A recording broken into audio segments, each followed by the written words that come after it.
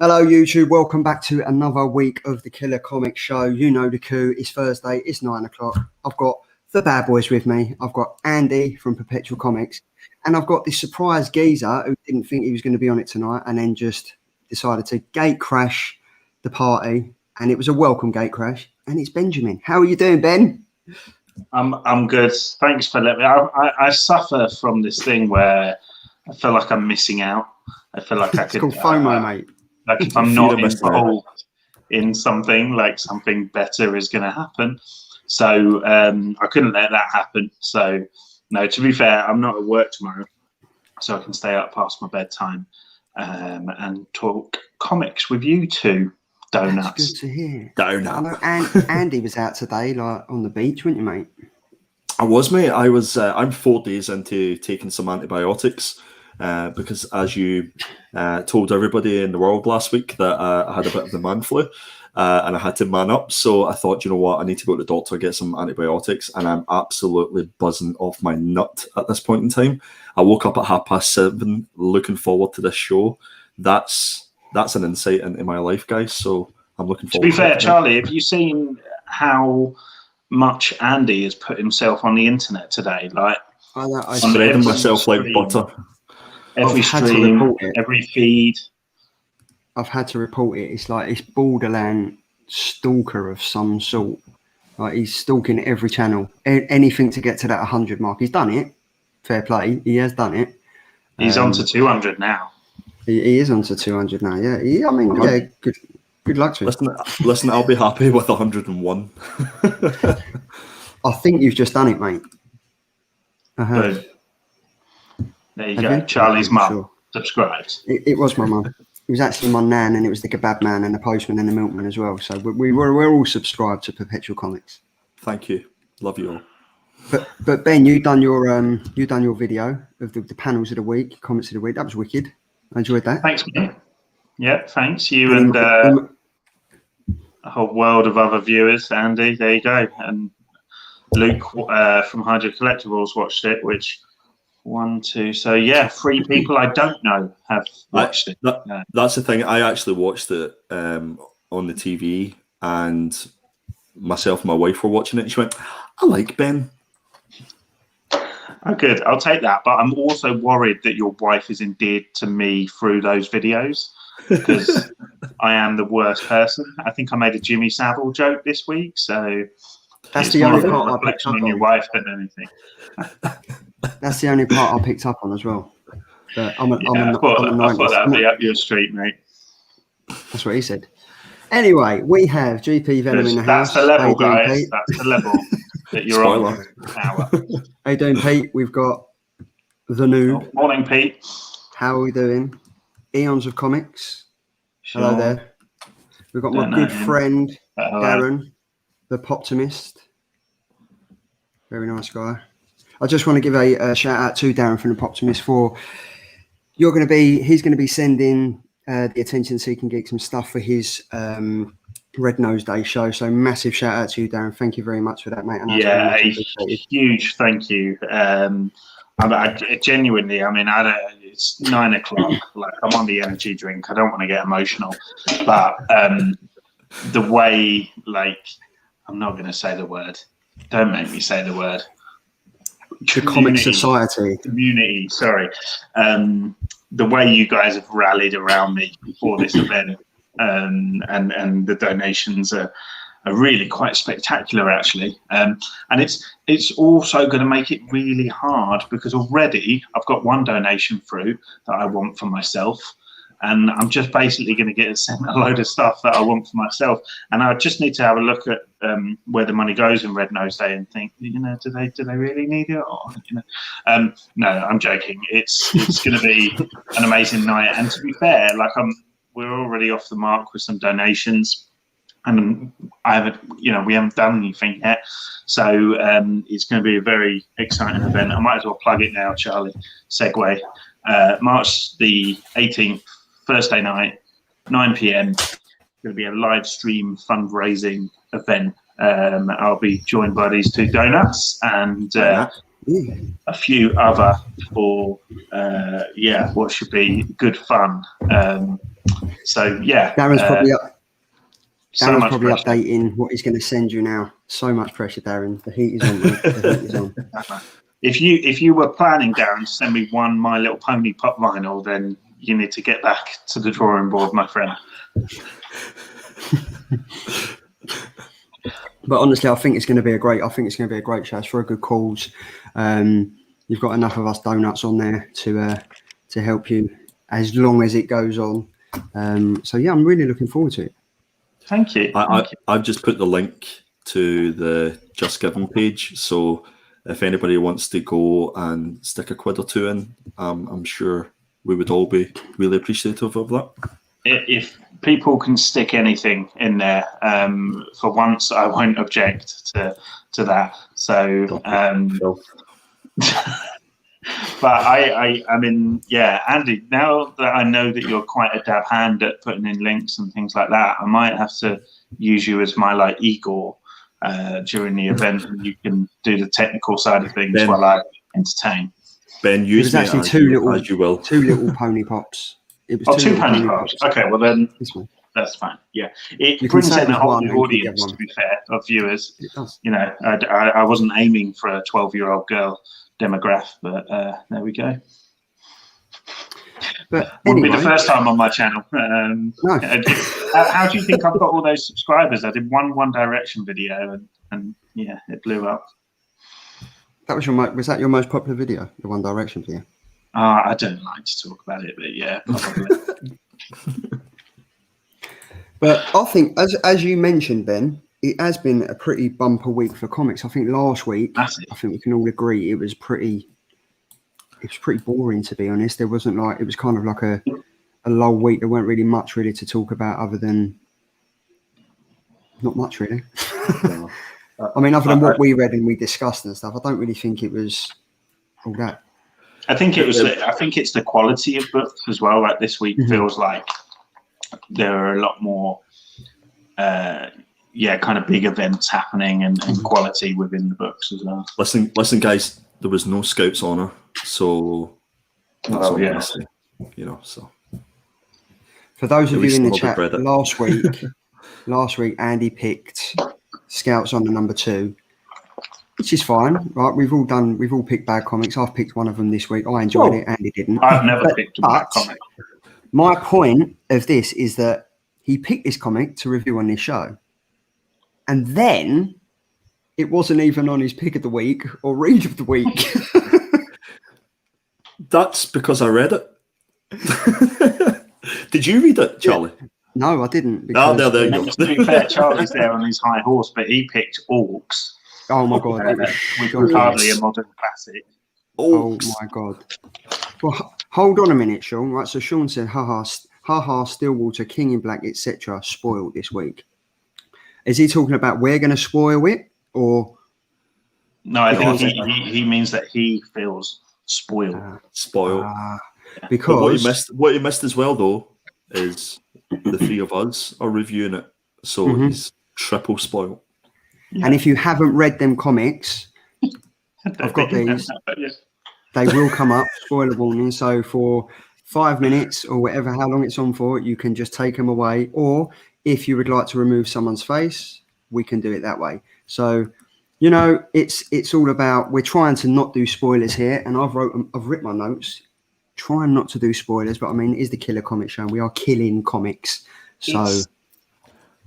I think sometimes it is hard to actually review something without an element of spoiling something. So, yeah, get over yourself if you're whinging about it. Yeah, down there. And I've got to say, like, it is. I mean, the comics come out on Wednesday. We can all get it in some way or form digitally via Comixology and stuff like that. Or if you're lucky enough to be able to pop to your comic shops during this lockdown, you would have read your comics. So on a Thursday at 9 o'clock, if you haven't read your comics by then, sorry guys, it ain't my fault. The thing is, Charlie, I'm just a little bit intimidated now that you have notes for this show. I've got notes every week, guys. Ben, have you got notes? Look, you can't plan brilliance.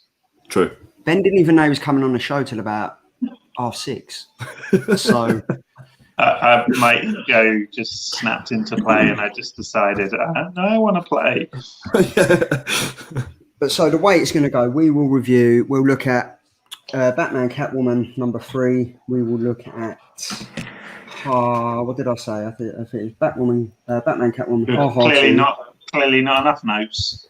Stillwater #6. Last Ronin, and then we'll finish on the big talk of the week, King in Black #4, which was pretty freaking decent. So, Andy, yes, sir. You sent me the comics that we wanted to read this week, and it was kind of, we're always on the same wavelength. So, I think if we want to do this, I think this is the right one. So, there was 3 variant covers out for Batman Catwoman this week. This is the main cover. This was the Travis Cheris variant cover. This is a pretty decent cover, to be fair. Yeah, it's a beauty, that. That's cool. And then this was the Jim Lee and Scott Williams variant cover as well, which has obviously got Catwoman versus Phantasm on the front cover. Now, I enjoyed this. I really enjoyed this comic. But I think that was down to the artwork. Yeah, I think the artwork is so exceptional in these books that it's like, to be honest, I think if it wasn't for the artwork in the first issue, I probably would have put this book down. But I've been not even reading it, like just looking at it every week it comes out, because it's beautiful. And there were 2 panels in this book that I nearly chose as my panel of the week. I think there's one where like a murder's occurring, and you see the how do you say his name? Phantasm. Yeah, exactly. Where the house party is happening on top, and it's just so haunting and awesome. And there was another fantastic panel with Catwoman goes to heist something, and Joker's in the vault in a money print suit. All contorted and stuff. Which was just inspired. So I think on an art level this is amazing, but the story really is there it goes over my head. It's just not, it's not really stayed with me at all. I mean, it's Future State feels irrelevant. This feels more irrelevant than Future State in terms of, long impact and story impact and stuff. So yeah, I don't know. That's me. I mean, I think. Oh, hold on. How do I get back to this? There we go. Yeah, I think I've got to agree with you this. Now, me and Andy are always back and forwards with this, exactly like the story, to be fair. Like, Tom King is known for, like, his poetry and whatever, but the fact that he keeps going backwards and forwards, we're on the issue 3 now, and it's still doing it. Like, you give it 1 or 2 issues, you think, yeah, you can stop this now, you can kind of move forward with it.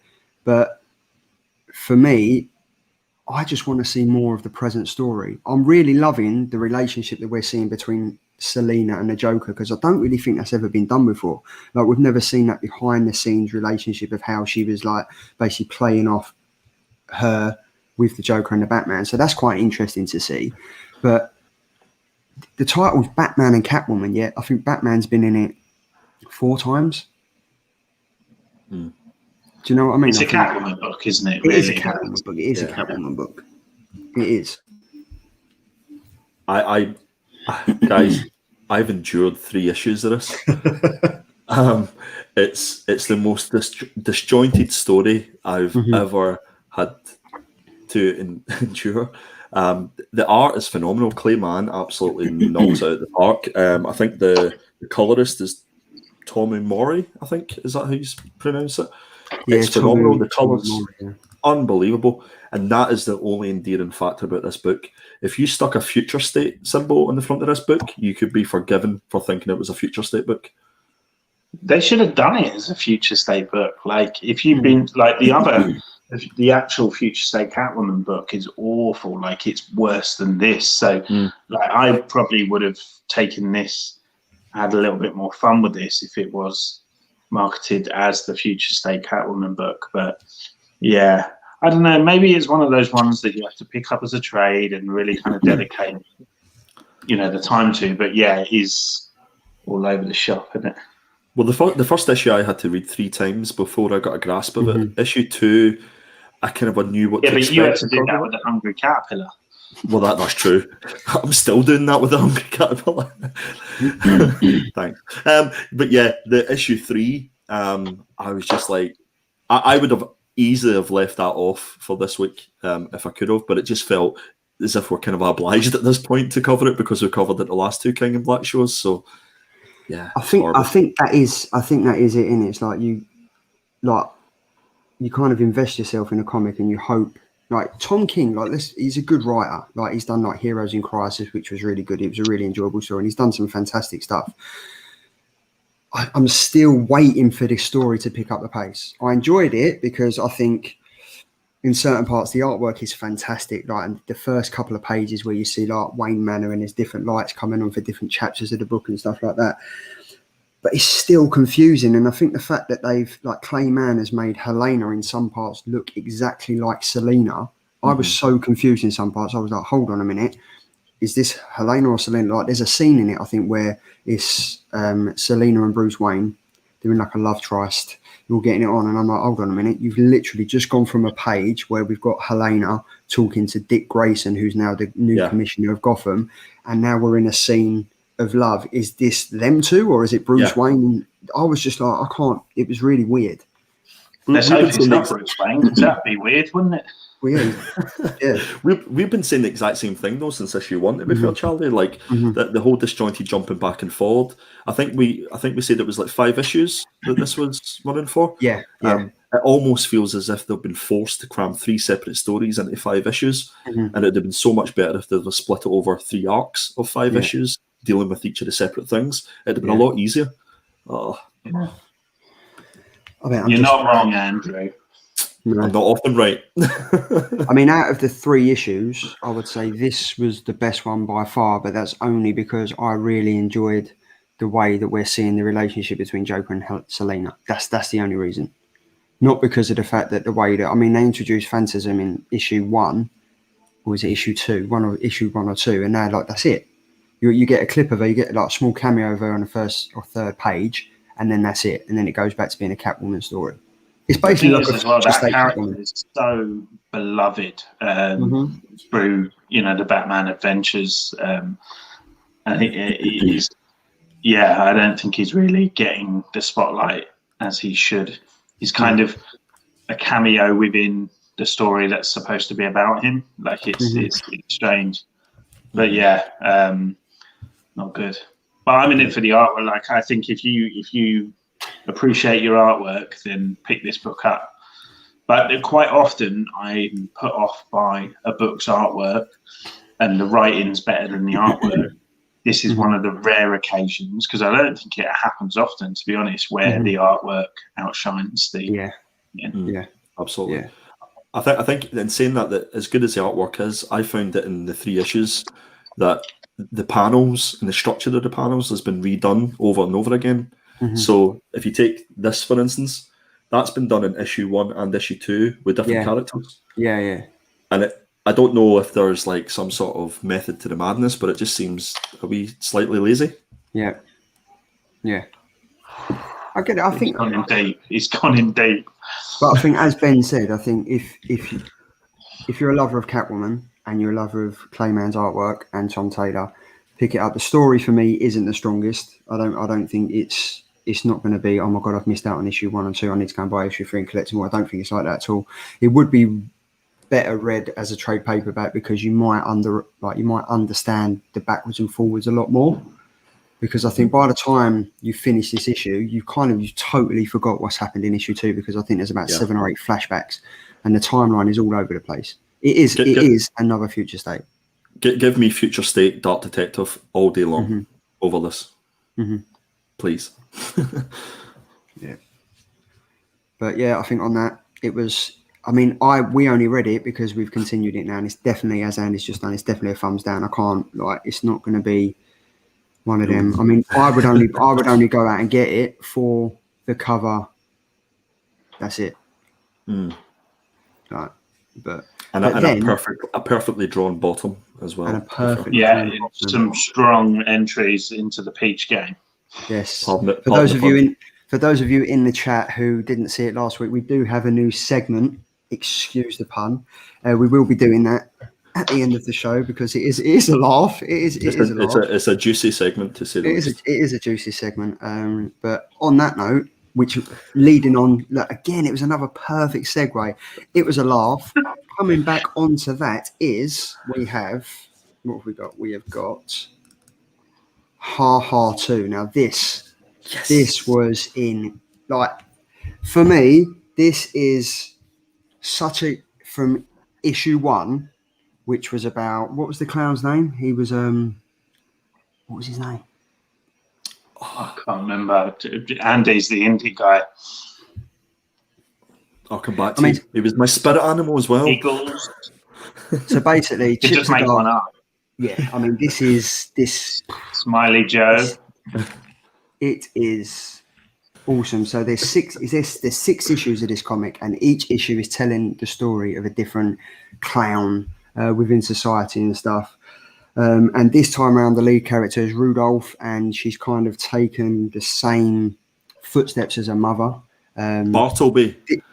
Bartleby, that's the one. Bartleby the clown. Now, love you, Google. Not in a million years would I have guessed that. It's only because he's just searched on the internet. Love you, Google. But with that, they've done a second print of the first cover already. I think it was about 8 or 9 different covers that came out for that. They're on the second print of the first issue. Got mine on its way today. The second print cover is beautiful. The black and white one. Arguably better. Yeah. It's one of the better ones. Yeah, it's cool. But this one only had 2 variants. It had this main cover, and then it had this pretty decent looking freakish cover by Marin Simmons. I hope it gets that second print cover in a very similar style to the second print we've got on number 1. Yeah, I think Charlie misspelled Martin. It's Martin Simmons. Martin Simmons. Oh, sorry, that's my cystic coming out. What do you put? Michael Simpson. I put Martin. He's Swedish. Marin. That's his Swedish brother.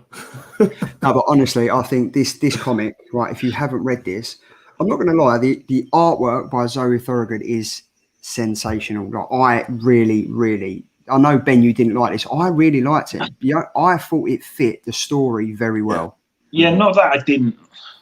I think it's hard. I'm always hesitant to say, it's bad art, because nothing's bad art. It's all relative, and I do think it married up very well to the story. But for me, it's hard for me. Like, guys, you've got to hold my hand in this process of becoming an indie fan, because I am used to your Premiere, Jim Lee, like Humberto Ramos, like, Marvel superhero type artwork. So, I do struggle a little bit with that more simple approach to artwork that I think a lot of the indie comics have. Because I'm always looking at these panels thinking, oh God, how gorgeous that would be done by Mark Brooks or, someone, so, but I do think everything married up well. It was my read of the week, Charlie. Yeah. Mine too. I think it's just because I don't just throw that about. That doesn't, that takes a lot of, convincing. I think it's because the grittiness of the story, like, it's quite a hard story to read. It's quite a heartfelt, emotional story to read.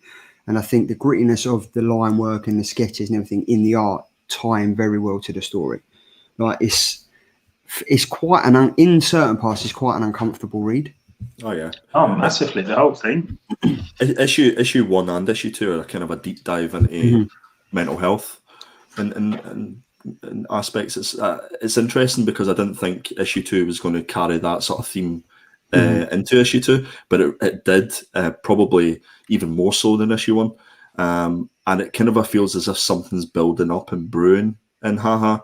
I think it's 5 issues, 6 issues. I'm not entirely sure. I think I want to say 5. Yeah, but there's definitely something happening. They can't just have individual single stories, because you'll notice that Bartleby was mentioned in issue 2. So it's all going to connect in some form, and I just can't wait for issue 3. I think it's really, for me, after 2 issues, it feels like an exploration of that whole thing with mental health, where it's like your reality is different to everyone else's reality, you know, and I think it's been handled actually quite well within the characters as well. You know, clearly in this story, you know, the story of the mother and the daughter, and the mum is ill, you know, clearly, but I think it's the way that he's wrote her speech and everything like that, you know, it feels so authentic in that she believes her own reality, and that's okay. Well, I mean, it's not great, but it's, you know, that's okay for her, sort of thing. And like it's oddly tender in moments, you know, between the mum and the daughter, but obviously in between, you know, there's this real sinister kind of underline, and ultimately, you know, this woman's been taken advantage in her life, and things haven't gone well, but it was just so gripping, and just it felt fast as well. Each panel, you know, I really whizzed through it, and I kind of need to go back, I think, because it just flowed so well. Ben, would you say as being like kind of new to indie comics, would you say that the way that, I think everyone knows that the way that Marvel and DC do things are sometimes too clean cut? Like, I think DC, they've got their DC Black Label, and they've taken on like Hill House Comics, so they're like kind of doing different stuff. Whereas Marvel, everyone knows, is family friendly. The way I look at it is DC is more in the movies, and sometimes in the comics it's more adult orientated for the older reader. In Marvel, it's very family friendly. You can sit down, you can watch the Avengers and stuff like that. The way that indie are doing stuff now, probably wouldn't watch The Punisher with my, you know, baby there, didn't it? Get that, but no, the majority of it, but I mean, with indie comics, they kind of touch on taboo subjects. Like in this comic and the one before it is mental health. There's other parts to play and stuff like that. I think it's more relevant to what's going on now. Yeah, I don't think I think it's the closest that you'll get to reading like a book or something. Do you know what I mean? No, that sounds pretty rudimental, but like, you know, it's like, for me, like that as a short story was like the closest I've probably got for, well, ever, to read like a story. So sorry, Andy, I cut you off. No, not at all. I there's very few books that I read and I would consider to be beautiful books. The story is beautiful. Issue 1 and 2 have been beautiful. The artwork fits the beautiful story, and you finish the story and you take a moment and you have a think, and you think about yourself, and you think about the way that you operate and the way people see you as a person. And it's kind of what she's doing here, isn't it? Like, she's like looking at herself. Absolutely. You're looking at. I haven't told you guys, but issue 3 is actually about me. You're no clown. It's all a facade. Tom would beg to differ. Well, he's not here. But yeah, no, I mean, I completely agree with you, Andy. I think it was, strangely beautiful in a kind of macabre way. Absolutely, yeah, no, absolutely. It's a stunning book. It's probably my book of the year so far. It's not let me down, and my expectations were high going into it because of Ice Cream Man. But this is totally different to Ice Cream Man. So anybody that's reading that issue by issue basis, I haven't read Ice Cream Man. And I did one issue and I didn't get into it in the same way. Both of these stories have pulled me in, whereas the Ice Cream Man stuff kind of just didn't grip me in the same way. I don't know whether that's because this has a more of a clear theme, so you kind of know what you're going in for and know what to look out for. Phil seems to know something we don't, because he's saying issue 3 is going to be a hot book. Oh, so I'm looking forward to that. And do you know what I like? He did the artwork on it, so who knows? But honestly, I summed this up as the most messed up mother-daughter road trip to Funville. That's what it was for me. Good. And that's why you didn't do the synopsis. And that's why I didn't do the synopsis, because if I did that would have been it. But I think overall, this is on the flip side of going from Batman Catwoman, going to Ha Ha 2 was. That's actually a fair comment, though, Charlie. It's like we started with Batman, Batman, Catwoman, and we've went to this, and it's kind of like there's absolutely no comparison. I love Tom King. Like, I'm a big fan of the Tom King Vision thing. That's like one of my favorite arcs. But Tom King's writing is like trying to be clever, and this is actually clever. Do you know what I mean? This is actually clever writing, without even trying to be, I think. See, on the talk of Tom King, I really, really enjoyed Heroes in Crisis. Oh, yeah, I've read some of that as well. I really enjoyed that. And I loved it that much. I collected all the issues. I think I collected 2 variant covers of each issue. And it went up to like issue 11. And then I've got the trade paperback as well. And it is a great comic. Like, it deals with... You guys have obviously read it. Yeah. Ben, don't. I'm so lucky we didn't do a haul video this week. Let's hope Michelle's not watching, eh? But who's the writer of Ha Ha? It is... Ben knows. Maxwell Prince. It's the writer. Maxwell Prince. Yeah, what a name. What great name, isn't it? Great name. I feel like you were like you only had one option, and that was to be brilliant with a surname like Prince. If we can get anybody on the show, Charlie, I would love to get him on for a quick chat. I think that would be fantastic. So, challenge. Let's try. Let's try. Why not? If you need to sell it to him, I'll wear my clown outfit again as well. Go for it. And I'm going to sell in the synopsis of what I said: the most messed up road trip for mother and daughter to Funville. It's a guarantee. There we go. Sold. Honestly, it was great. I really enjoyed that, and I'm glad that Ben read it as well, because I think indie comics are starting to really push the forefront of reading now. Like Marvel, DC, yeah, we know what they can put out, but like Image, Boom Studios, Scout Comics, even like Dynamite. I know Dynamite put out about 60 covers a week. And it's a slog for me going through every single variant for my Monday show, just so Ben can have a pick of the week. It's a slog just listening, to be honest to you. But it is what a time slog. is that Monday show, Charlie? It's 12 p.m. every Monday. 12 p.m. There we go. Plug. And also, because Tom's not here, there are some comics featured on there that are available at notquitemint.com. You can also check out here for regular plugs, and you can also check out Ben's channel when he does his weekly video for regular plugs as well. And we're not paid for it. We're not paid for these plugs. I think the reason indie comics are kind of coming to the attention of, the wider kind of comic book lover audience and people who are new to it as well is movies and TV. I think movies and TV have kind of finally woken up to these amazing stories that they can pluck out of, comics. And, you read things like Ha Ha, and I'm in issue 2, that whilst it was fit into, 20 pages or whatever it is, that could be a 10-part series easily. 100%, yeah, 100%. Or a film or something, so I think that's playing a big part. And I think Phil's hit it on the head. Like, AWA are doing some sensational stuff at the moment. Like, they're really doing stuff. But I honestly think this all happened like during the first lockdown. Everything kind of went digital. DC were putting out their digital content all the time. But I think people kind of couldn't get to the comic book shops quick enough. And when they did, Diamond Distribution had kind of slowed down their process to get comics there. And the only comics that were available were kind of the Image, the Boom Studios, the DC, the AWAs, the Scout Comics, because they're kind of more... I don't know if they're still distributed by Diamond, but there's still like a lot of comic shops still seem to have this.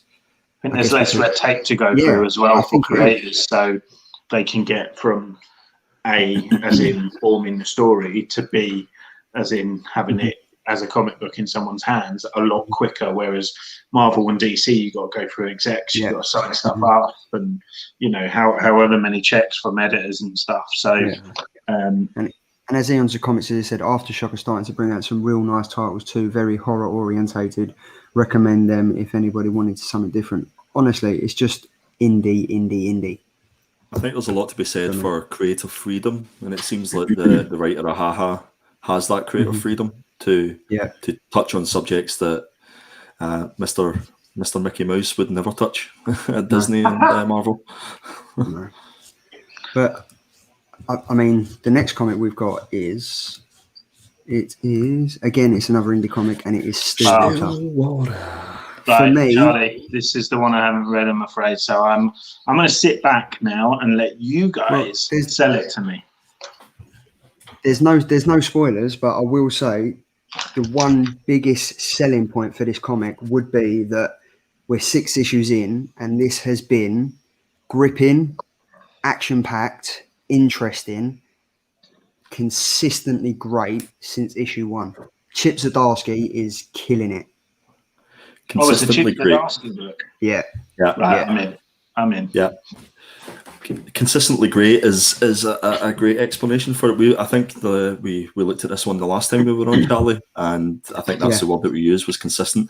Every single issue has been fantastic, and this definitely didn't let it down. This was this will be the last issue of the first arc, so everybody was expecting big things, and it's not that it sort of.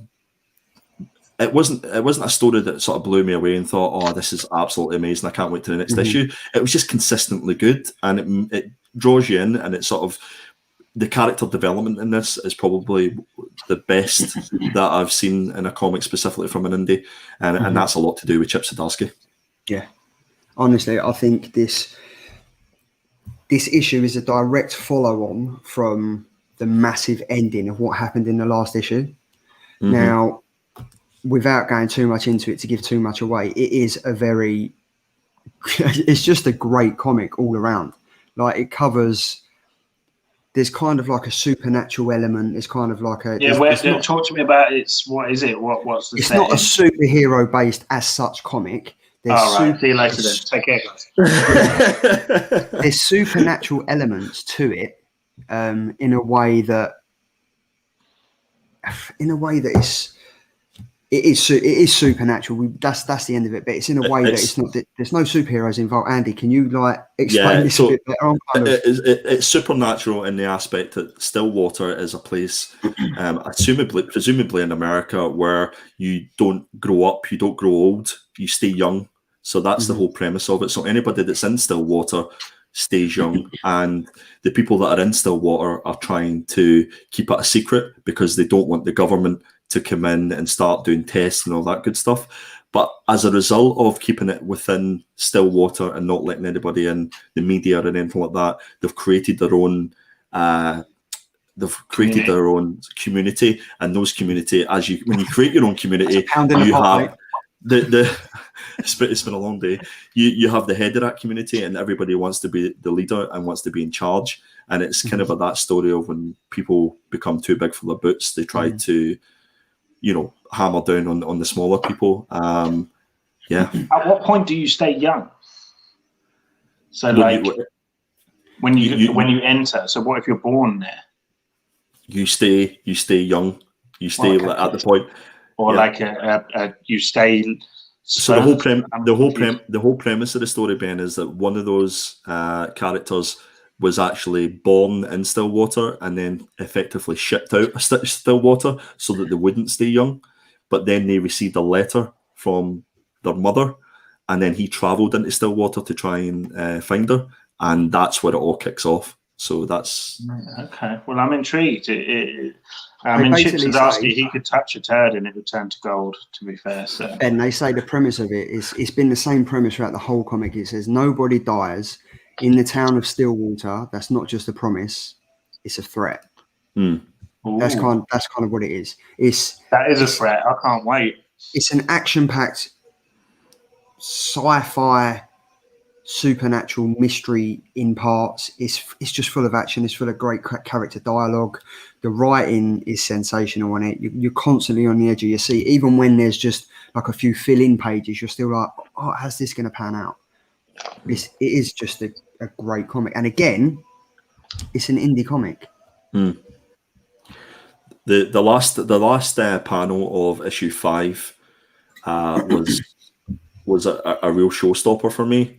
So coming into issue 6 and knowing it was the last issue of the arc, I thought it was interesting for issue 6 that it didn't jump straight into that last panel, and the result of it, it was a segue into another story and another bit of character development, and you only actually touched upon the last panel of issue 5 at the end, which was really interesting. Talking about Chip Zdarsky, like you done your unboxing earlier, and you had a couple. Has it been good? I mean, I stupidly Phenomenal. cut it from my previous to issue 20. Firehawk knows. Yeah, phenomenal. That's been good. It's been mint. But I mean, yeah, I think Ian's. It sounds creepy and brilliant. I need to get on this. I never get that right in stories where like villains and stuff. They always want eternal life, and I'm thinking honestly, I couldn't think of anything worse. Like already, I'm out of touch. I get like. I'm very like angry with young people. Like, can you imagine that forever? Yeah, that's the thing. The people in Stillwater haven't chosen this. Yeah, none of them have. I'd be getting Stagecoach straight. In issue 5, without going too much into it and spoiling it for like Firehawk who hasn't read it and stuff.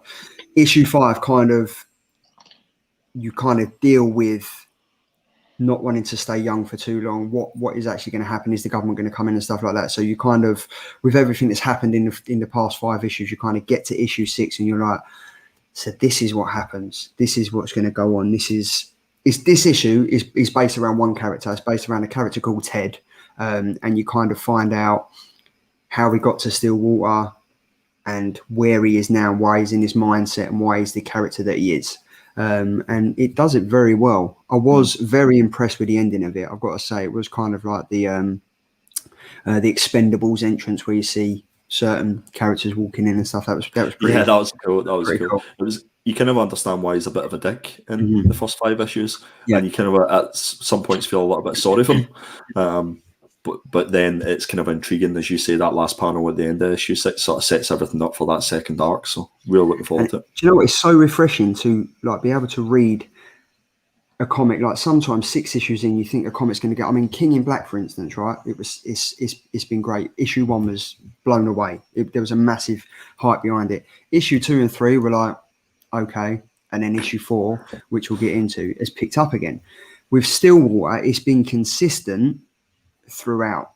Like there's been even when there's been like a bit of you're still with it. You're still very much enjoying it. No filler. I think that's the thing with indie stories, though. They're at an advantage because they're starting the story from scratch, so you can go through more of a traditional story process. You know, start, middle, end, or whatever. Whereas something like King in Black, I mean, they've been brewing that, for a year. So it was almost like issue 1 was like the bloody end game. And it's hard to kind of fight your way back to a level after that. But it really is that our next book? No, our next book is going to be The Fantastic. Last one. I thought we were doing a nice smooth segue there to King and Black. Now with this, there are much more covers to this. I think there's about 22 variant covers for this. Issue 1 flew off the shelf. The pre-orders flew off. There's been 2nd, 3rd prints and everything. I know, Ben, you was lucky enough to pick up. Was it the 3rd print of issue 1? Yeah, I got my 3rd print, my Eastern variant. I think it's just nice to have his artwork on this book. It just feels right. So whether I'll get any of the others, because I hate that format.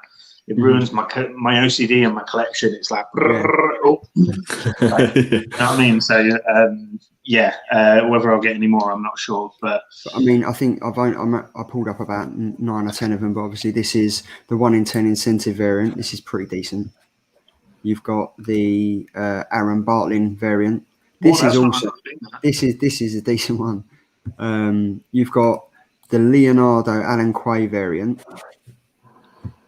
You've got the Brian Level variant. I think it gets to a point though, like that Leonardo one, it just doesn't relate to the story.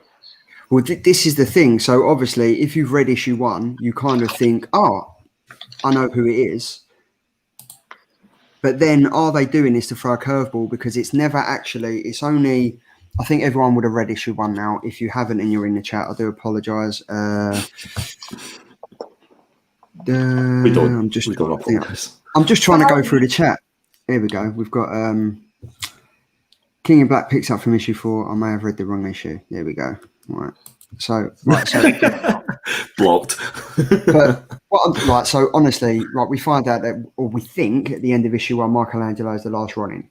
But then when they throw out a cover like this, you're like, okay, well, we know variant covers don't always have to tie in, but looking at the similarities here in injuries, they're very similar to what Michelangelo's got. So you're thinking, is it? It's never really mentioned until the end page that it's Michelangelo, but then it is. It's him though now, isn't it? Yeah. Brian Level variant. Then we've got the Inhai Lee variant. Everything's a bloody conspiracy, isn't it, these days? Yeah. I mean, it's like, I am Ben. Are you Ben though, or are you Pisto? Like, do you know what I mean? Like, everything's a conspiracy. It's just like, I love the creative choice to make the idiot of the group, because I can say that because I love him. Make him, the key focal point for this story. I think that's it's exciting for me, and I think there's something very, very interesting about the going back to clowns actually. Yeah. About the idea of a broken clown, about the Joker who's had his spirit broken, sort of thing. So I'm really intrigued by how they're writing Mikey in this. I mean, I think it's been a great comic. I mean, I've just lost the bloody share screen. I don't know where it's gone. Here we go. Let me see if I can. But there we go. So we got that. I've just been told that Bartlin variant is going for $1,250 on eBay. Oh, good. Not for me then. I was a fan. Hard pass. No, it's we've got the Inhai Lee variant A. Obviously, it comes in like a Virgin variant B, which is this one. We've got the John Jiang. This is an awesome. Yeah, that's piece. cool. Do you know what I like about this? It's got all 4. Charlie. Yeah. Charlie, can you do it in your Monday show voice? Just run through the covers in your Monday show voice for us. Hold on, let me close my eyes and touch myself. What? Teenage Mutant Ninja Turtles: The Last Ronin #2, the John Jiang variant. Oh, it's like deja vu. And then we've got the Teenage Mutant Ninja Turtles: The Last Ronin #2, Johnny Desjardins. Oh, nice. And then we've got the Teenage Mutant Ninja Turtles: The Last Ronin #2, Lucio Perillo variant. And to finish it off, we have Teenage Mutant Ninja Turtles: The Last Ronin #2 with a fantastic Miko Cyan variant. Oh, be still my beating heart. There we go. But I've got to say, I really like this. You get that scene? It's pretty decent. But come on, Andy. Did you not like this comic? You built it up, Charlie. Lovely covers that you went through there, the 5 million that there were. But this was highly, highly disappointing. Highly disappointing. This was a filler comic.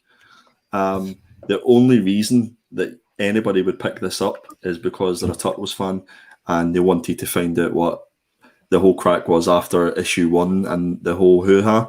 We waited so long for this. I had to tell my family, Charlie. Of course did. We waited so long for this second issue, and I read it today just before we come on, and do you know what? I'm not even going to give it another read. It was horrific. It was just boring. It was a filler issue, and I would rather probably endure Batman, Catwoman again. No way. Really? Wow. Yeah. I don't think it's that bad. I think I definitely agree with you in the sense that it is a filler issue. But again, I think it's suffered from having such a strong action-packed first issue that it started down there, like second issue started down here, whereas the first issue finished up here. Mm-hmm. And it's now got to find its way back up. And I think that happens in a lot of stories, but I liked learning a little bit more about what kind of the setting is, because obviously this is like it's onto its own, isn't it? It doesn't really sit under any continuity that we've known before. So it was interesting, obviously, seeing like Casey's daughter, Oh, Stick a spoiler up. We were doing so well. We were 50, nearly 51 minutes in. I even had Richard say, "Don't kill it for me." I like that. It was. You know what? I don't care. I'm not going to spoil I won't spoil the last page, though. I won't spoil that last page. But I just spoiled the other 49 pages before it. Yeah. Yeah, that's another thing. It was 50 pages of this we had to go through. Yeah, but the first issue was so atmospheric, and I felt like there was no atmosphere in this. Like, it was really good to kind of learn, situation a little bit better. And again, I find that delving into Mikey really interesting. But yeah, no, it didn't have that. That first issue had like a kind of cyberpunk, Blade Runner, ninja atmosphere to it, and this just kind of went like, and obviously it was pretty much all set in one level, wasn't it? Don't we all, Richard? Don't we all? Richard just said, "Glad I tune out when Ben speaks." Don't we all? I put him on mute, to be fair. You know where the bloody door is, Firehawk. I'm telling you, with a name like Firehawk, that kid is 9 years old. He'd be sitting up with us, Ben, watching the Elimination Chamber on Sunday. I love him, really. But I thought it was an emotional story. I quite liked it. Like, I can understand where you mean. Like, I can understand what you mean about it being a filler issue. Yeah, but I quite like the fact it's a filler issue because it's been dubbed as the last Teenage Mutant Ninja story. So I like the fact that it's dragging out. In parts, it does get a bit like dreary and like, oh, right, fair enough. But I liked it. I think I was only emotional because I started it. I think if something had kicked off at the end, have we swapped you over with James tonight? I know.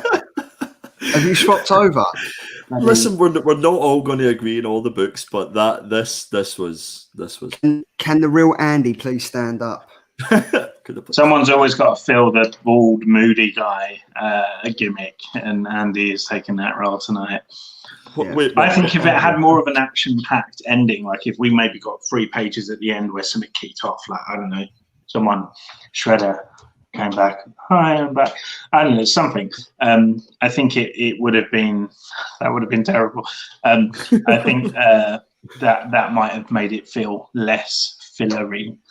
So I'm with you, Andy, but I do think you're maybe being a little bit too hard. There is one part in it. There is a part in it that I was kind of like, oh, this has been done before. So it's kind of like when we do, I'm going to put this up just in case, right? I don't really think it's a spoiler, but I'll put it up just in case. Where they talk about where April and Michael for the whole episode, to be honest, John. Where Michael the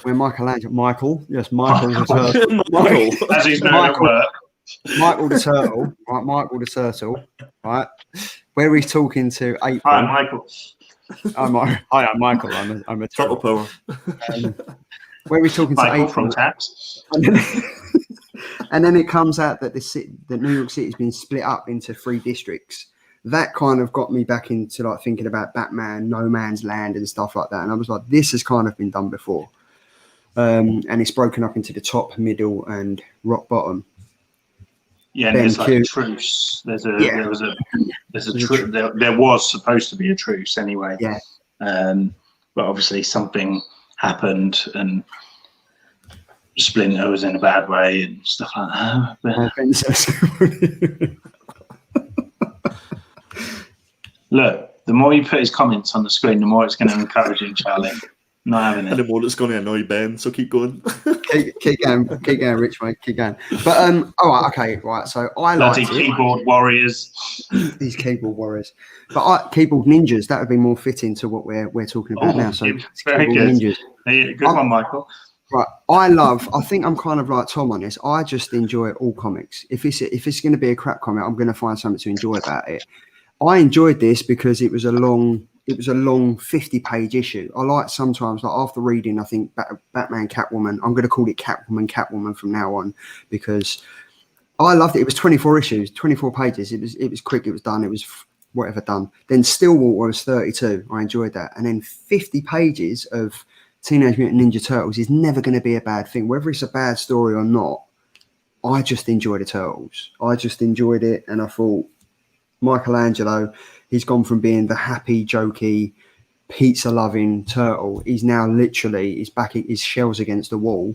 He's come out fighting, and he's got to deal with things, and I quite like that. And there was an emotional part in it. There was a battle scene in it that is pretty decent, and I was pretty choked up about it. I thought this is wow. We're kind of they're ticking off the numbers. Oh, is that the Eastman pages where it goes all old school? Yeah, that what you're referring to? Yeah. That was cool. I like that, and I think it broke up the 50 pages. Is that what that was? I thought they just ran out of ink on the printer when they were printing them. Just thought the artist just got his daughter in. Yeah. Yeah. You do that. Yeah, no, I know you're only 3 years old, but it will look okay. See, even Richard is like, I feel like it's James, deceived James. See? Is that Alexander? Is that you, Alexander, spouting your doomsday hate again? Oh, that's Alexander the Troll. Troll. Oh, okay. Alexander the Great. Oh, there he goes, over my head. Like many of James's comments. But look, I liked it. Do you know what I liked about it? Again, it kind of touches on, like, as I mentioned, like Michelangelo's a funny one, but we're clearly seeing that he's dealing with the suffering and everything, and he's deeply affected by what has happened. I think April O'Neil is pretty decent in this, and I couldn't have been the only one thinking that when she was shouting Casey, it was going to be a certain character, but it wasn't. That's it. End of. Should we move on to the one comic that we're please do. Right, hold on. I'm just gonna have to find out the sharing thing again. And how's your Haribo? How are they? Really good. Thanks so much for asking. Haribo. Yeah. This has become like a thing, Ben. You're always eating or drinking. Well, the thing is, I have to stay up late listening to you two, so I need something to keep me awake. So it's, so a can of Monster and Haribo. This will keep you awake. Wait till like 4 o'clock in the morning. So this will keep you awake. This was freaking awesome. Not going to lie, this was probably my favourite issue from issue 1. And we also get a bonus because this is the intro to Demon Days, which is written by Peach Momoko, which is, I think it's an X-Men story. Yeah, but set in a kind of non-reality. Another multi-universe that's... Yeah. So there was a few variant covers out this week. There was the King in Black main cover. We had the Tyler Kirkham variant A, Tyler Kirkham variant B, which are available on notquitemen.com. We had the Razaz variant. Don't plug like it's a chore there. You say notquitemen.com. Not quite mint, there we go again. No, they're doing very well, to be fair. Like they're kind of like smashing it. They are smashing it. They are. They're going to be perfectly mint soon, I reckon. But no, they're killing it. Well done to Tom and Rich for that. And then we've got the Razaz variant cover here. This is a pretty decent. Oh, I tell you what, I love a Razaz variant. For me, it's kind of like Alex Ross, when he gets that kind of, gives you an idea of what the character would actually look like. Hey, Remy. Hi. So when Razaz draws a character, I feel like this is the first time we've actually seen Noel kind of looking more how he would look in reality. I think so much of the Null artwork has been like really abstract and off the wall, and it works. But I love this variant to kind of see. Perfectly flogging locks again. They're there. Luscious. He looks like Mark Strong in a wig. He does, doesn't he? He really does.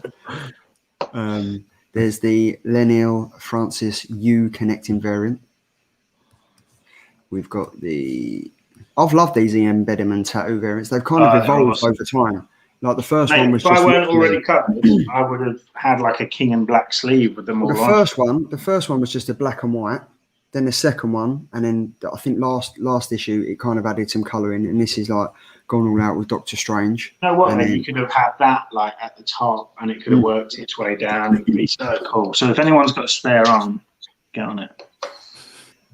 We've got the has to be your own though. People frown upon taking 7. 1 in 500 Ryan Stegman sketch variant.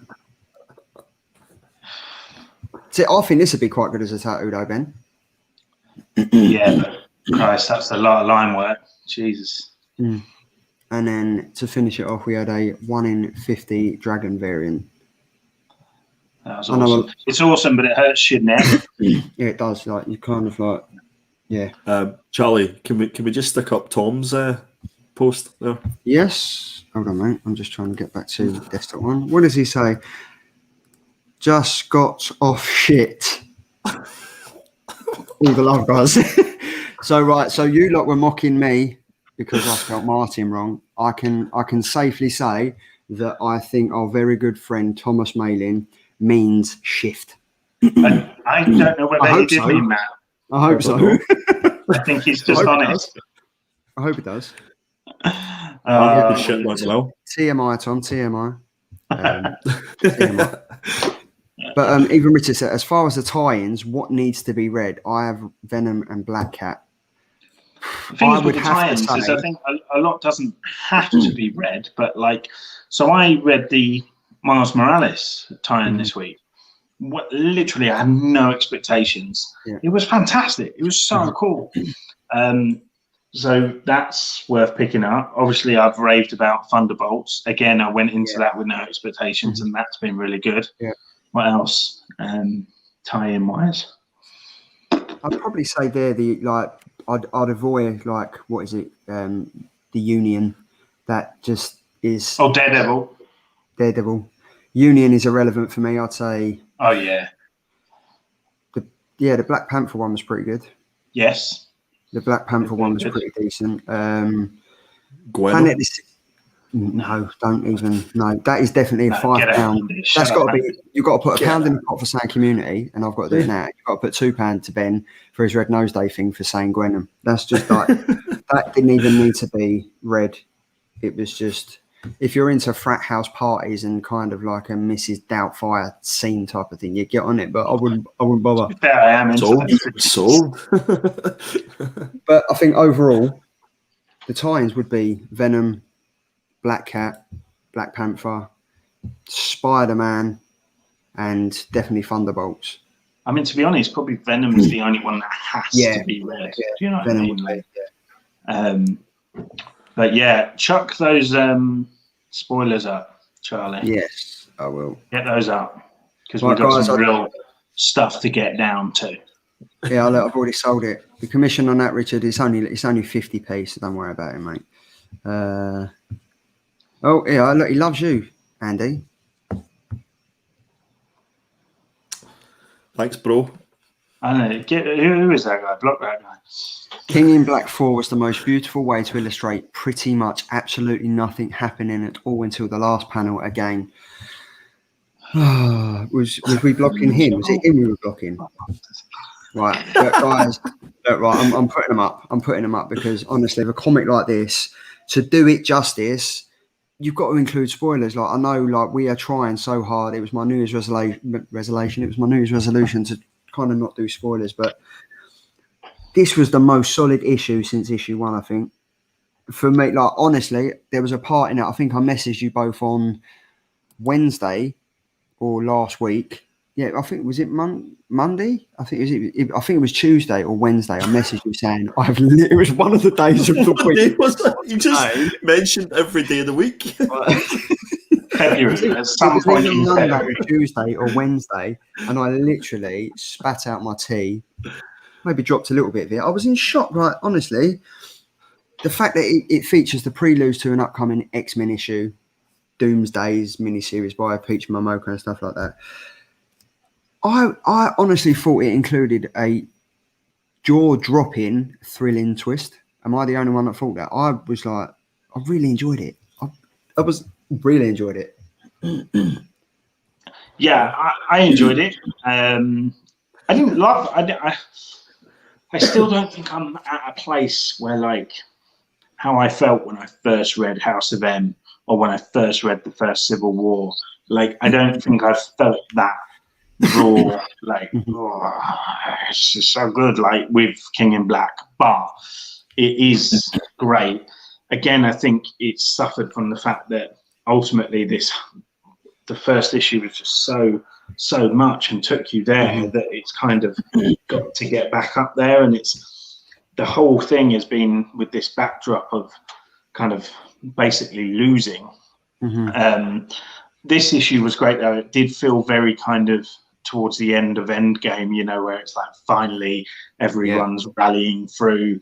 You know, it was a bit on your left, and that was great because it's, you know, at the end of the day, comic books are escapism, and you root for the superheroes.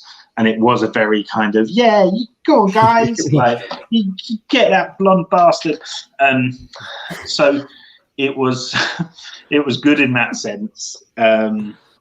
But you spoke about like the left, like thinking like, for me, the introduction of one certain character came totally out of left field. Like I weren't expecting it. Out of all the characters we've had in this comic so far, this was one. Yeah, honestly, I did not see Howard the Duck appearing. Like, I was like, spoiler. Well, but honestly, I didn't see it coming. I don't know if you guys did, but I was like, wow. Like I was blown away that much as when, you know, when Professor X at the start of issue 1 turns around and says, "Oh, we're here to help." I was kind of in the same awness. Is that even a word? Awness? No. But, well, I was in that kind of awe of this character appearing. Orcs. Yeah. I was in this kind of awe of this character appearing as I was when Professor Xavier made his appearance with Storm in issue 1.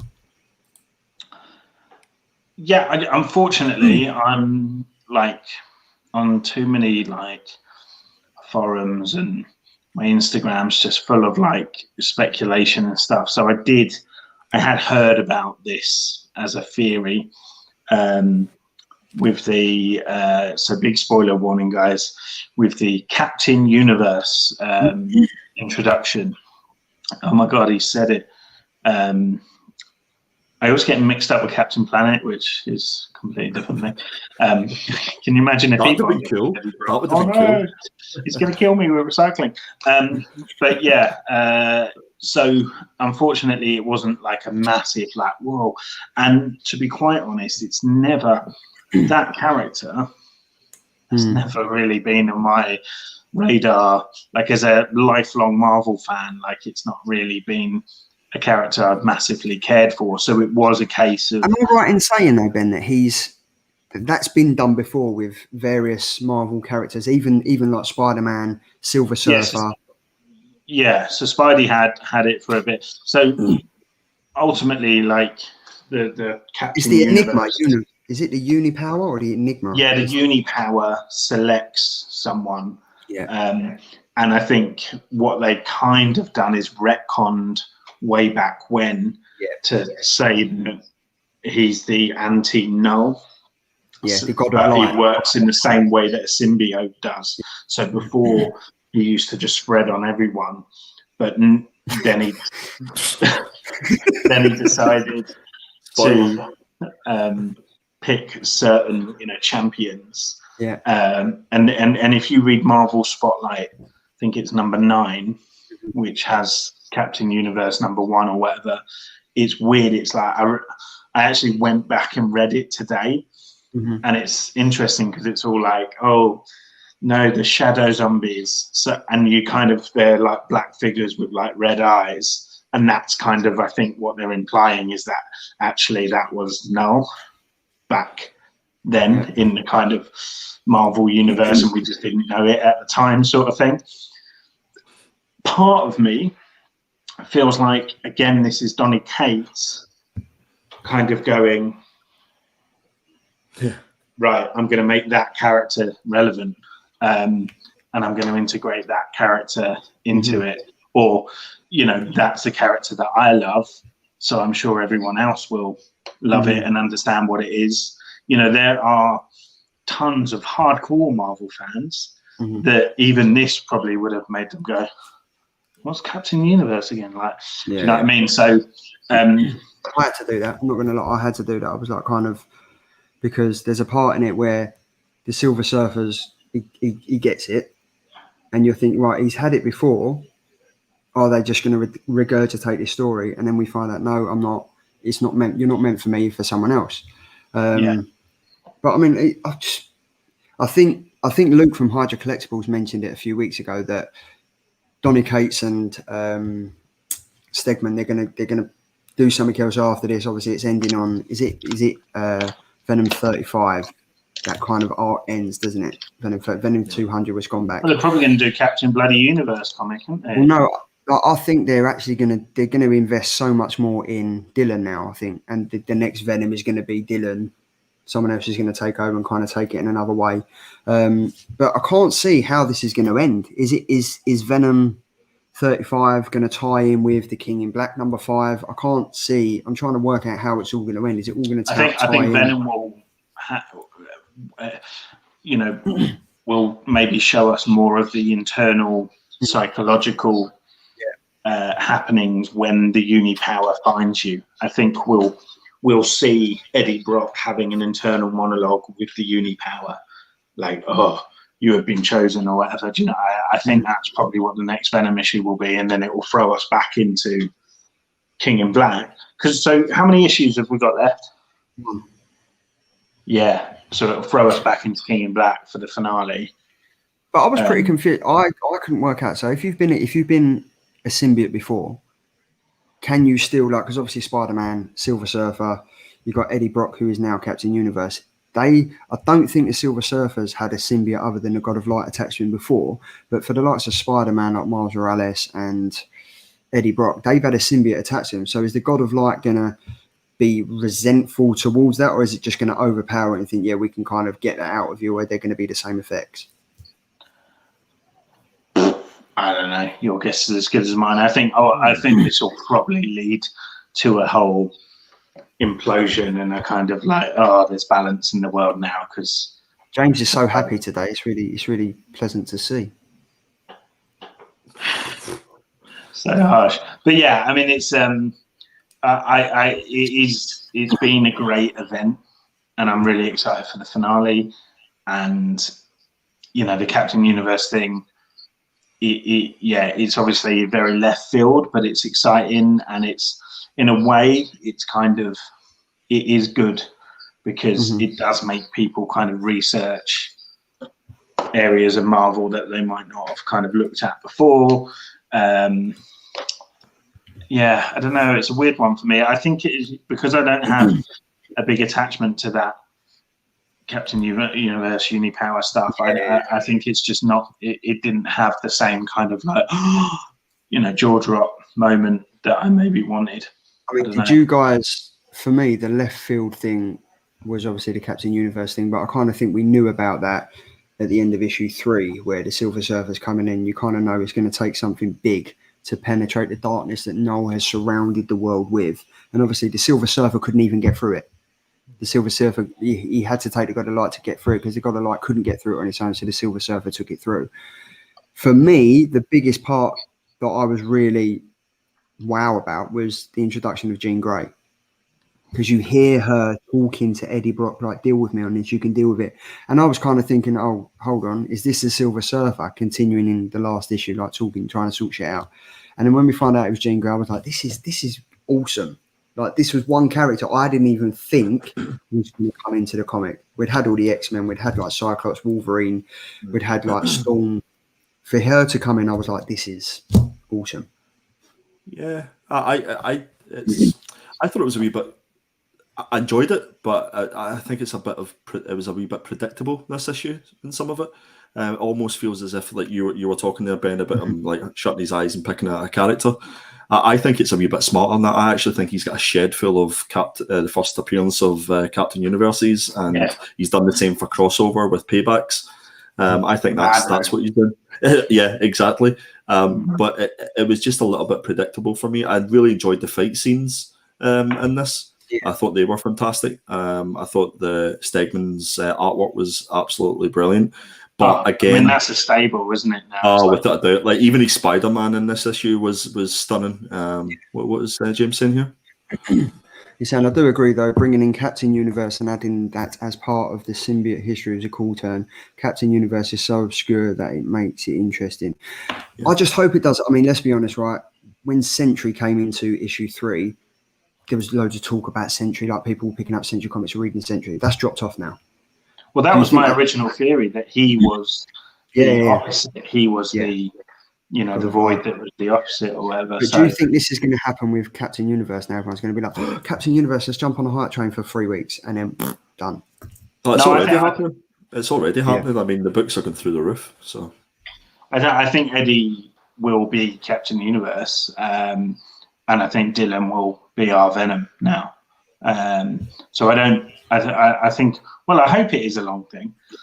I hope it is, because I think it's just so frustrating with these events where there's no real long-term, a comeuppance or kind of result. Like, even the fact that Eddie has been given this power now, do you know what I mean? He was only dead 2 issues. Yeah. So it's just another case of nothing being permanent. I did really enjoy, it's got to be said, Doctor Strange's transformation. Is that that's like a Norse wizard power or something he's got, isn't it? When he changes like that, that what he's tapping into? I didn't get that. I didn't understand that. I was hoping someone ties in. I think it relates to Loki, when there was a Loki storyline, and this is kind of his transformation here. I think there was an old Loki book that he taps into some kind of like Norse, Asgardian. Was it this guy? Yeah. I was confused. I didn't know who that was. It is Doctor Strange, but I think. Oh yeah, I got that. I didn't understand what the. It's just is he evolved to like a higher power now? And then again, that's the thing. Donny Cates is picking stuff out and not necessarily giving that context. I think. Yeah. It only needs one line, like, "Oh my God, it's the blah blah version of Doctor Strange." Or even with him, with Jean Grey, Captain Universe, it just feels a lot of fan service a lot of the time. It's like it's to get people to go, "Oh my goodness, this is amazing, fantastic." Yeah. But if you actually took all that away from it, is it a bit predictable? I just think they started this with such a massive issue. I've been reading it. I've enjoyed it. It has been one of like the better runs from Marvel in recent times. But I think they started with such a fantastic issue that it was always going to be. That's up here. We're number 5. We said that, didn't we? We said like, how are they going to keep that level? Number 5 is going to have to be. Number 5 is going to have to be seriously sensational for one, to tie in the mass that everything's happened, and 2, for it to, maybe this could be like what they're doing. The first issue's there, the second one's 3rd, 4th, and then 5th one's up here. They're both level out, but I enjoyed it. It was a better week than it was last week for comics. No, totally. What's he saying? He actually transferred Dr. Black from the Paybacks, that pesky Cates. But I think to lighten things a bit, I think we should just go into a new cheeky segment, which is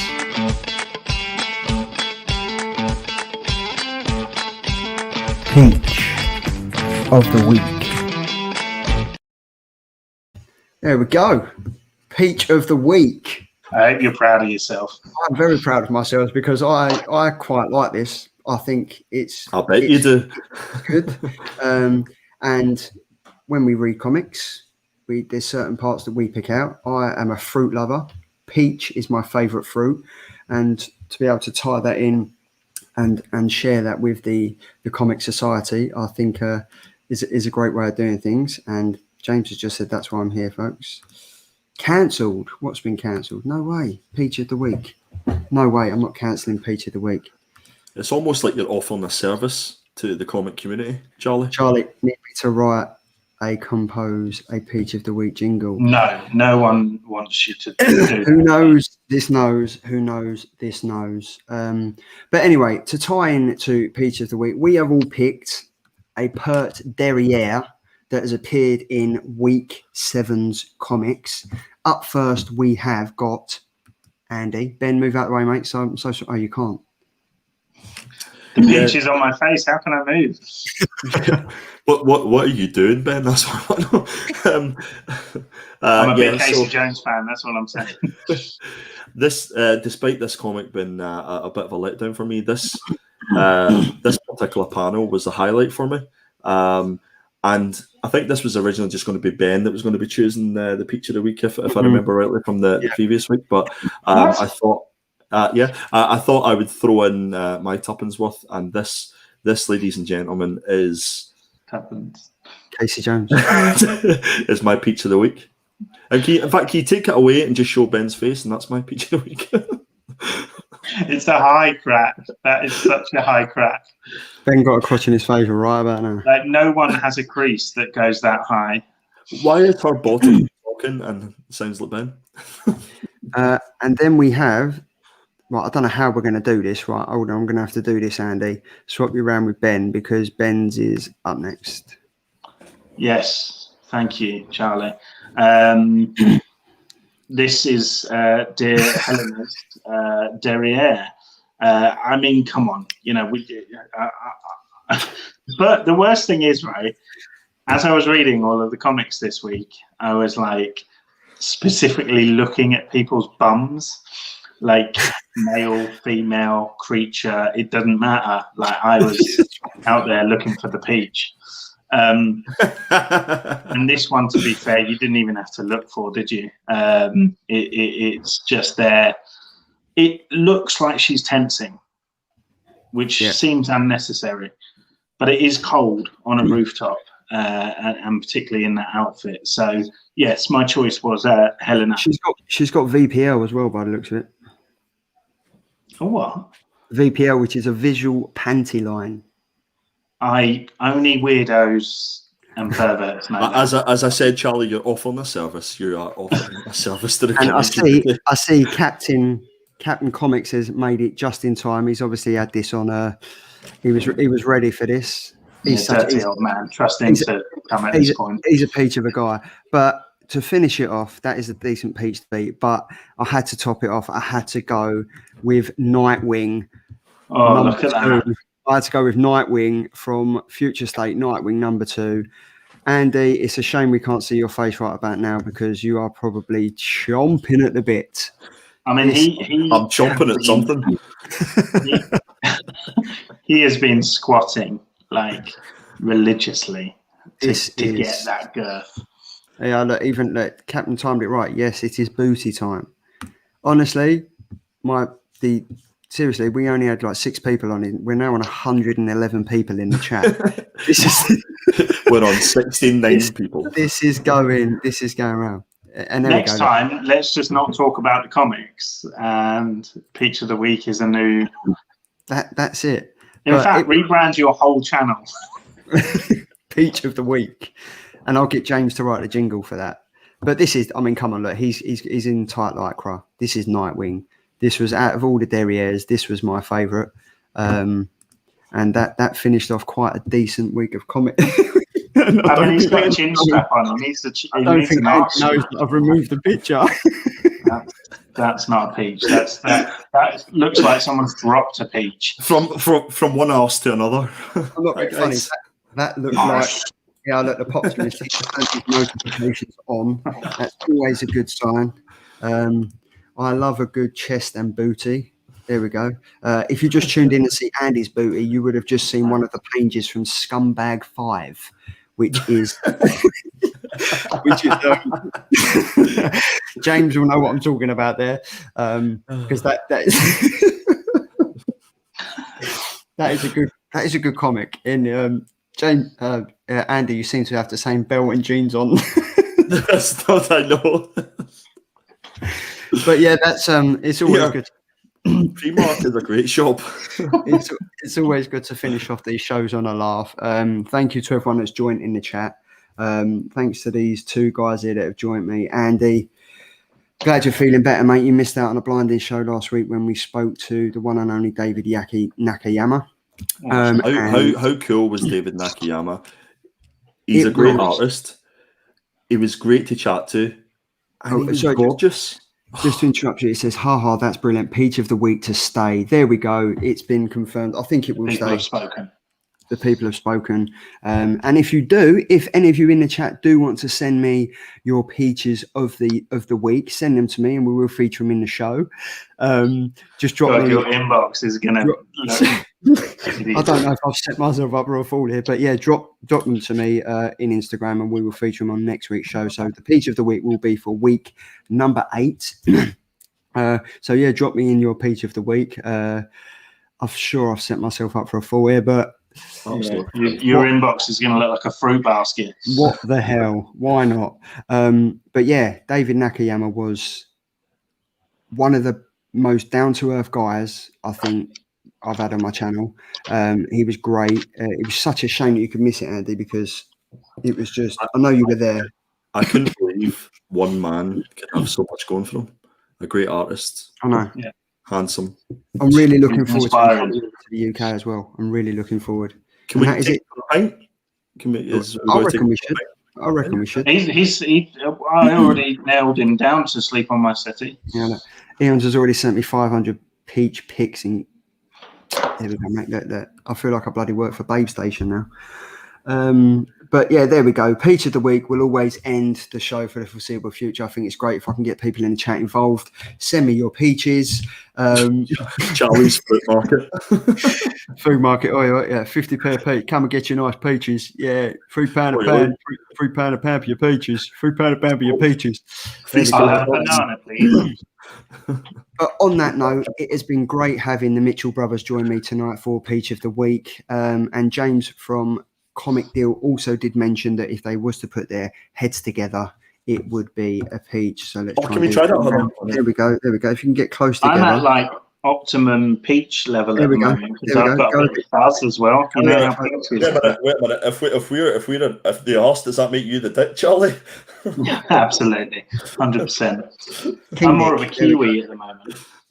Maybe not our peach. There we go. And Comic Dealer said fruitfetish.com is Charlie's email. Yes, it is. And you know that because you have been sending me pictures of bananas for the past 4 months, James. But we will be talking about that on an upcoming show. Why have you randomly got a banana to hand? Oh, look at that. There's a screenshot. Anyway, coming up next, what have you got on your channels, guys? Andy? I don't know what I have on my channel, but I reached 100 subscribers, so thank you to everybody who subscribed to my channel. And on Saturday, I'm on Comic Deal's channel, who's also just hit 100 subscribers, and we're doing panels and pints. And I believe Charlie is going to be there on Saturday, so come and join us for a drink and some chat. Look forward to it. And Benjamin? Firstly, grow up. Okay? Grow up. No, it's usual business as usual. I am joined by my friend here on this week's picks of the week. So usual cover, panel, and read of the week, which has been discussed a little bit tonight. But if you want to know more, head over to my channel, Attention Seeking Geek, and usual stuff on Instagram as well with photoshops, comic book acquisitions, and I'm also working on a little Firefly Funhouse WWE diorama at the moment. So if that's up your street. Red Nose Day. Oh yeah, thanks so much. That was my conscience talking to me. And yeah, March the 18th, as mentioned earlier, we are going to be having a fundraising extravaganza where the UK comic book crowd get together, and we're going to be trying to raise money for Red Nose Day. So do tune in to that. There's a link in the bio on my Instagram channel if you do want to make a donation before we go ahead. But there is going to be amazing raffles and bidding wars and competitions galore coming your way. I'll just drop the link. Thanks, mate. Perfect. Yep, I will be on panels and pints and panels on Saturday at 9:30. Is it, Andy? I think it is 9:30. Yeah, 9:30. Looking forward to this. I might actually have my first drink in over a year. So we'll do that and we'll have a good laugh. And then obviously we have this show every Thursday. We have the top comic releases every Monday at 12 p.m. And yeah, Mr. Consistent. We're all consistent, really. We're all consistently consistent. Consistently rubbish. Consistently rubbish. Consistently average. Here we are, consistently average. That is it. That has been us. Us three bad boys of the UK comic reading killer comic scene. It's been another fantastic show. Thanks for you two joining me. Thanks for Ben jumping in at last notice. Big up to Tom. Big up to Tom. Big up to Tom, who's been probably practicing sliding up and down poles all night. I'm not sure what he's done, but he finished his shit early and he managed to jump on. So looking forward to talking to him. That's it from me.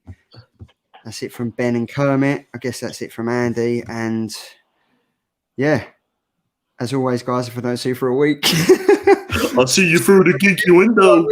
See you later, guys.